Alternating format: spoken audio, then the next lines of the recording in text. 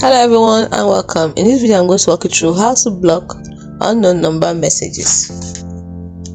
How to block unknown number in WhatsApp from calling.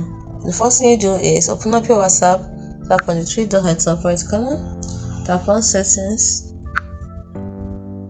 then go through it and check for privacy.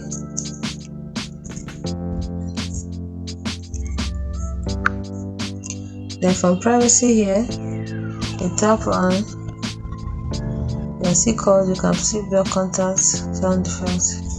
You tap on advanced. This block unknown caller messages. So you click on privacy checkup. This is where you can see people that can contact you. So choose who can contact you. Tap on it. This one is right to this moment. Who can contact you? Now we have group silence unknown callers and we have blocked contact. Click on silence unknown callers so that it turn it on. Now this way WhatsApp will block calls from these unknown numbers, and they will still be shown in the caller tab and in your notifications. That is how to block unknown callers numbers in WhatsApp. Hope you found this video helpful. If you did, like and subscribe to the channel for more. Thanks.